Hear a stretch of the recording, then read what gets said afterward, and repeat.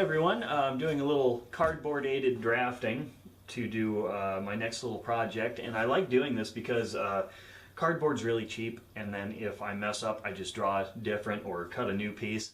And you can take a piece of cardboard and put it up to whatever you're working on, make sure it's going to fit before you make it in metal, which is more expensive. Throw cardboard away when you screw up, start over, no big deal. But what I'm going to be putting on this is a Fibonacci sequence to make a spiral, and here's a picture of what it should look like. And I just got this really rough kind of doodle just to help me lay it out on cardboard.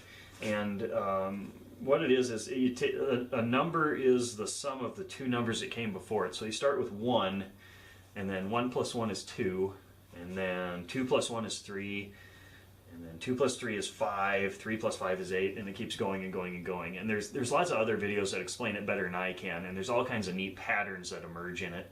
But the reason I thought it was so interesting is because this pattern and the physical representation of it show up a lot in nature and in daily life, like DNA spirals, snail shells, flower seeds, all kinds of different places. So I wanted to make some in metal to show what that looks like.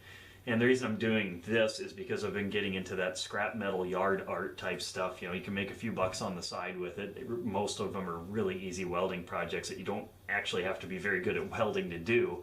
So it's kind of a neat thing for people starting out welding, or guys who are bored and want something creative to do with all the junk laying around their house. But here's some of the other things I've done. I've done some critters.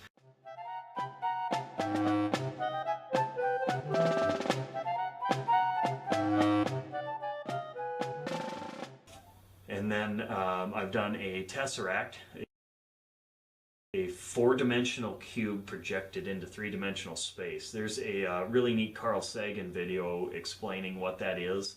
I think it's called Fourth Dimension Made Easy. You could check that out after you watch this video. But so when I did that one, I thought, okay, what are some other neat cosmological or mathematical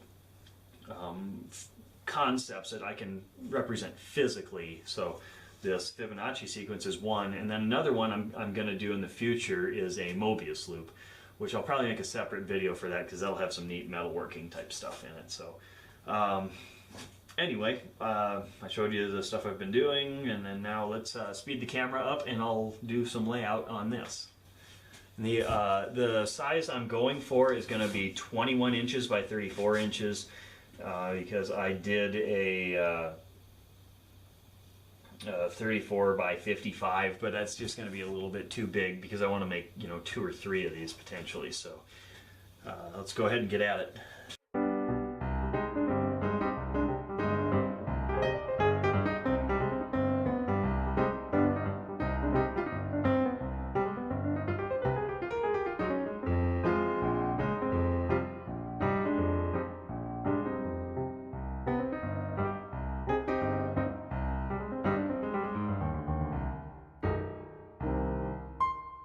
Hey, when you lose your utility knife, just improvise.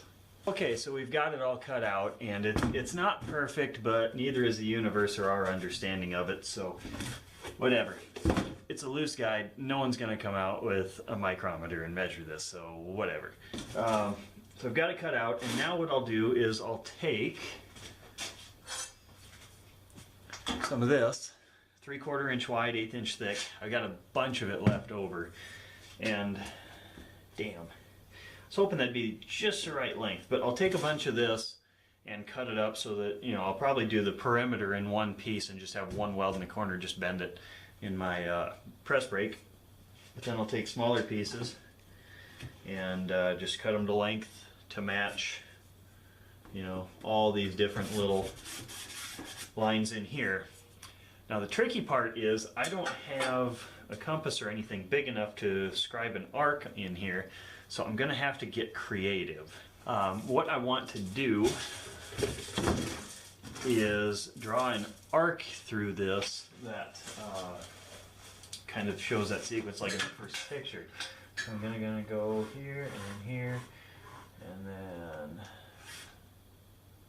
like that. do this wrong? Oh, I'm starting the wrong way.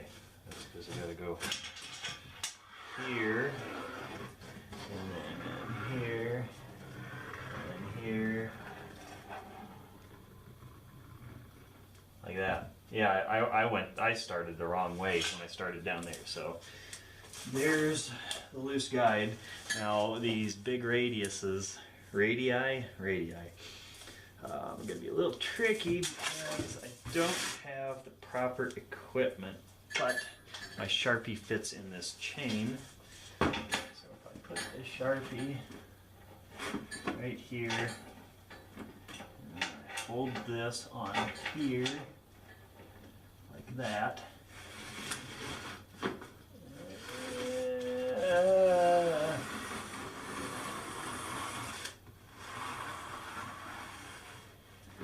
Okay, that's pretty damn close.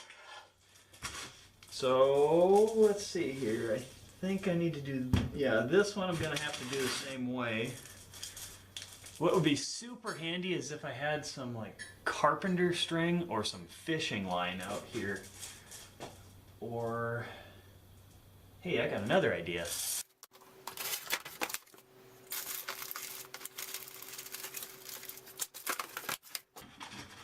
Zip ties fix everything and make the world go round. So, just slap a couple of these together. And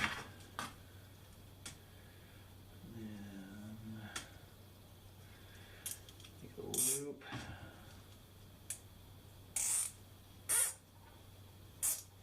That goes around the Sharpie, and then that goes into this one. Hey, that would have worked too. Alright, let's try it on this one here. This right in the corner. Pull this tight, kind of hold it right there. Ish.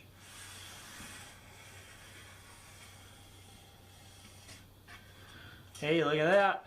We got two of them. Now just turn it a little more. Just keep right on going just like this.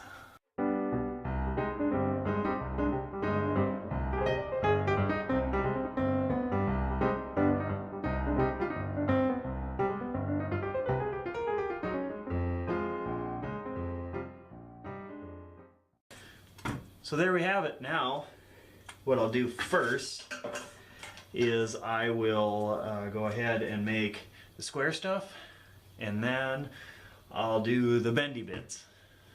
And that's probably going to be by hand because I really doubt that I'm going to be able to accomplish that exact curve on my big clunky cheap Harbor Freight roller, which I did make square dies for. So if you want to see how to bend flat stuff or square stuff on a Harbor Freight tube roller, I made a video on how I built dies to do square stuff. So, okay, so we got the layout done. Let's get to chopping.